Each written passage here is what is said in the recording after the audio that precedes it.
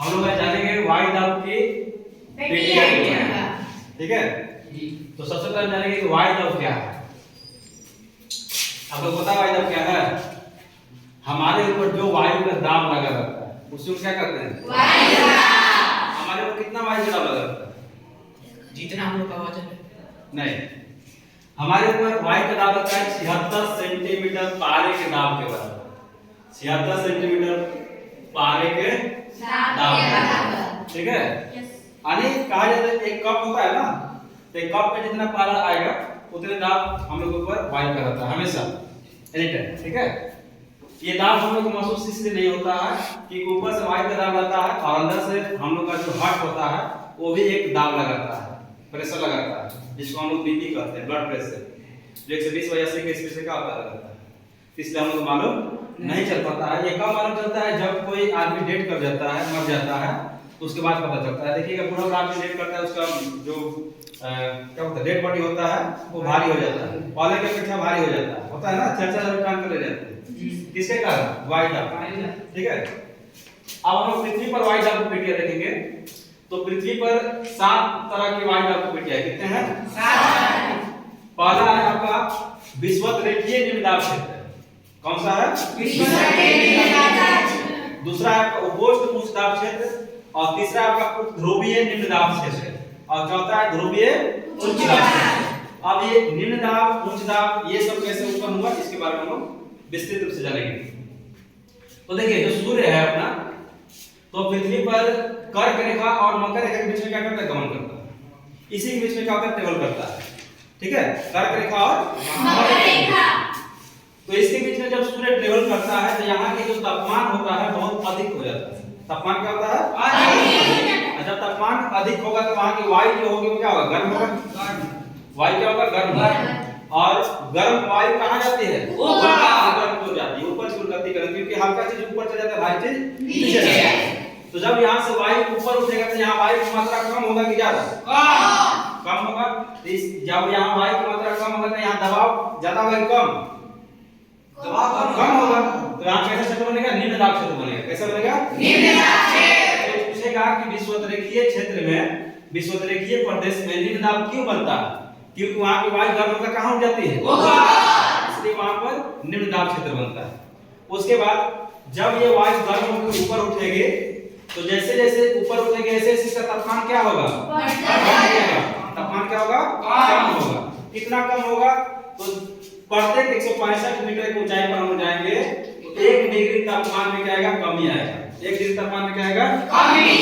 प्रत्येक 165 मीटर ऊंचाई पर 1 डिग्री तापमान में क्या आता है? कमी आता है। इसलिए वायु उठकर ऊपर जाएगा तो उसके तापमान क्या होगा? कम होता जाएगा। और जैसे जैसे तापमान कम होगा वायु क्या होगा? सघन होकर आपस में चिपकने लगेगा, सटने लगेगा। तो क्या हो जाएगा? भारी हो जाएगा। और भारी हवा ऊपर नहीं जाएगा, कहाँ आएगा? फिर नीचे। जब तक वो नीचे आएगा तब तक पृथ्वी कुछ ना कुछ घूम चुकी रहेगी, क्योंकि पृथ्वी तो रुकी नहीं है ना, पृथ्वी भी गति कर रही है। तब तक वो नीचे आएगा तो यहाँ ना गिर के कुछ इधर गिर जाता है, कुछ इधर गिर जाता है। तो इधर गिरेगा तो 30 से 35 डिग्री के क्षेत्र में गिरता है और इधर भी 30 से 35 डिग्री के क्षेत्र में गिरता है। तो यहाँ पे जो वायु गिरेगा तो कैसी वायु गिर रहा है? ठंडा की तरफ ठंडा वायु गिर रहा है। तो ठंडा वायु गिरा तो ठंडा वायु का जो डेंसिटी होगा क्या होगा? ज्यादा होगा, सघन होगा। तो वहाँ का प्रेशर कैसा होगा?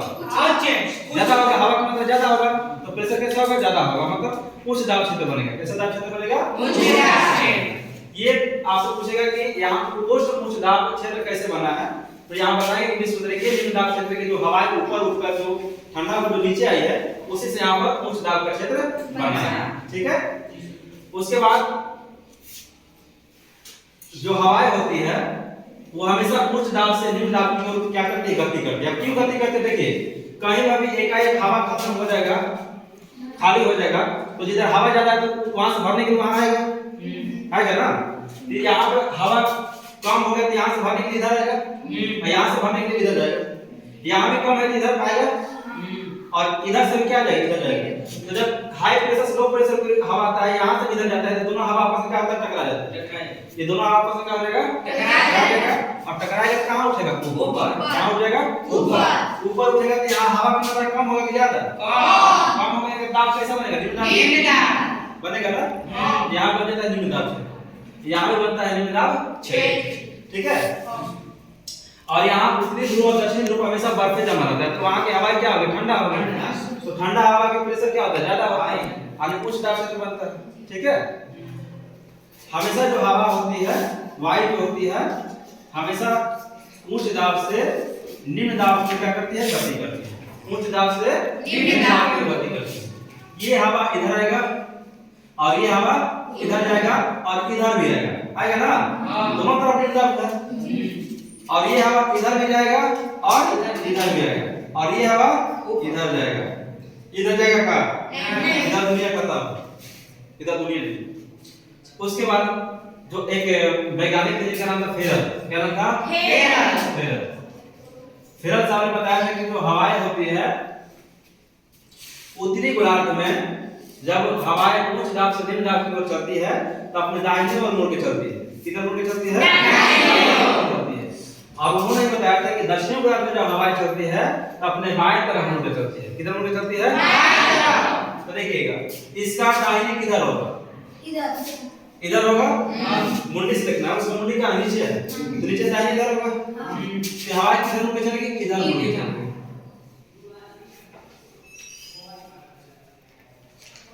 और इसका दाहिने किधर होगा, इधर होगा।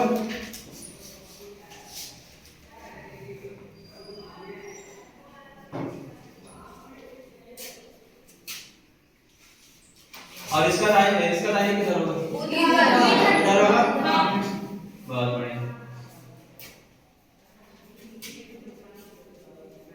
चलिए ये उत्तरी गोलार्ध का हो गया। दक्षिणी गोलार्ध में क्या होगा, बाएं तरफ मुड़ के चलेगा, किधर मुड़ेगा, बाएं। इसका बाएं किधर होगा, उधर बाएं हो जाएगा, इधर होगा ना, इधर बाएं तरफ मुड़ना, इस हाथ की तरफ, लेफ्ट साइड, ठीक है, तो इधर मुड़ेगा, नहीं समझ में आया।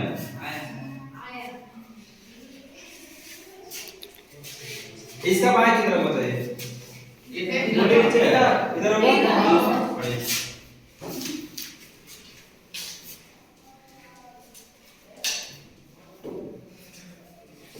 चलिए इसका बाएं बताइए, ठीक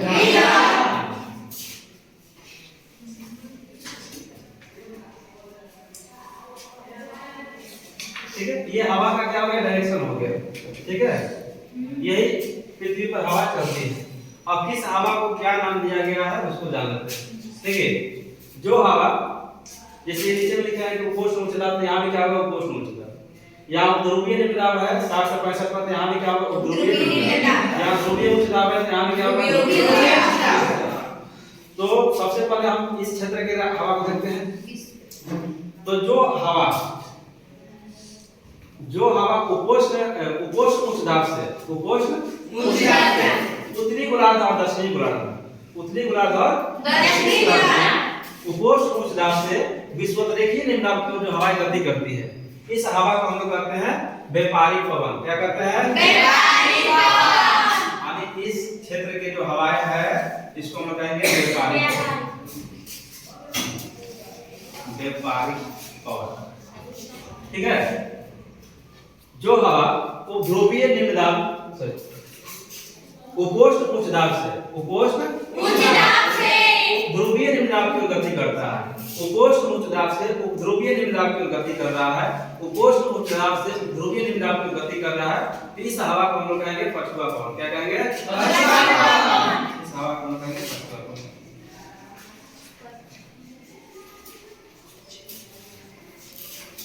ठीक है। और जो हवा ध्रुवीय उच्च दाब से ध्रुवीय निम्न दाब की ओर गति कर रहा है, ध्रुवीय उच्च दाब से ध्रुवीय निम्न दाब की ओर गति कर रहा है, ध्रुवीय उच्च दाब से ध्रुवीय निम्न दाब की ओर गति कर रहा है, इस हवा को हम लोग कहेंगे पूर्वा पवन। क्या कहेंगे, पूर्वा पवन, पूर्वा। समझ में आया? पृथ्वी पर 3 तरह की हवाएं चलती है, कौन कौन,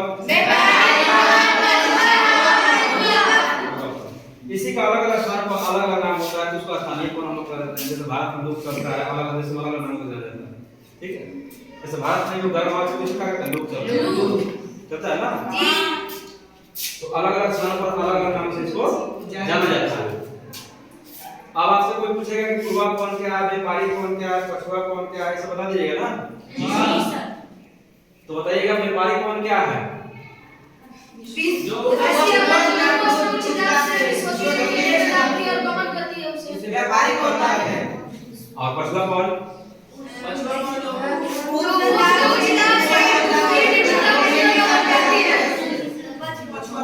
अब पूर्वा कौन?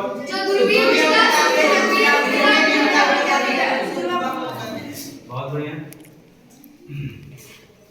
अब देखते हैं इस चीज के बारे में। देखिए इसमें आपसे सबसे पूछेगा कि इसमें तीनों हवा में सबसे गर्म हवा कौन होती है? व्यापारी को। इसमें सबसे गर्म हवा कौन होती है? व्यापारी को। क्यों गर्म होती है? क्योंकि यहाँ पर सूर्य किरणें क्या पड़ती है? सीधा पड़ती है, इसलिए हवा यहाँ क्या होती है? हमसे गर्म होती है। ठीक है। सबसे ठंडी हवा कौन होगी? क्योंकि ध्रुव से आ रही है, तो ध्रुव हमेशा बर्फ में रहता है। तो ठंडा जब पूर्वा बहती है तो देखिएगा ठंडा हवा चलता है, पता है ना। और जब पश्चिम चलता है देखिएगा लगता है कि तेज जला देगा, लोग उसी को लूप कहते हैं, लूप चल रहा है। पूर्वा में कोई लूप चलता है? हमेशा जब लूप चलता है तो पश्चिम चलता है। ठीक है। अब आपसे पूछेगा गति, इसमें सबसे स्पीड ज्यादा किसका होगा? पछुआ कौन होगा? व्यापारी का क्यों नहीं होगा? वहां पे सूर्य के कितने बिजली पड़ रही है, क्योंकि वो टकरा रहे हैं, वो तो पूरा देश है। हां देखिएगा विश्वकीय प्रदेश में यहाँ बहुत सारा महाद्वीप स्थित है। ठीक है, पहाड़ महाद्वीप बहुत सारे देश स्थित है, इसलिए यहाँ पर वायु मार्ग जो होता है, वायु के मार्ग में क्या बाधा उत्पन्न होता है, इसलिए वायु वहां तेज गति से नहीं जा पाता। लेकिन यहाँ पर जो वायु चलती है 40 डिग्री, 50 डिग्री और 60 डिग्री। यहाँ पे देखिए कोई महाद्वीप नहीं है, इधर कोई महाद्वीप नहीं है, हवा का रुकावट नहीं है, तो यहाँ पे पछुआ जो होता है बहुत तेज गति से चलता है। ठीक है जी। तो 40 डिग्री को उसका नाम है गरजता चालीसा। क्या कहते हैं उसको? 40 डिग्री का आगे गरजता चालीसा है। ठीक है। 50 डिग्री को उसका नाम दिया गया प्रचंड प्रचासा। क्या कहा गया? और 60 डिग्री को उसको कहा गया चित्ता शाखा। क्या कहा गया? चित्ता शाखा। तो सबसे तेज गति से कौन चलता है? और सबसे धीमी गति से पूर्वा। सबसे धीमी गति से कौन चलेगा? ठंडी हवा भारी हो जाती है ना, ठंडी गति से नहीं जा पाएगी। ठीक है, ठंडी हवा क्या होती है? भारी। तो समझ में आया ना? तो वायु दाब की जो हवा किसने बताया था कि उत्तरी गोलार्ध में हवा दाहिनी ओर मुड़ के चलेगी, दक्षिण ओर? बताइएगा वायु दाब की कितनी पेटियां हैं? 4। कौन कौन सा?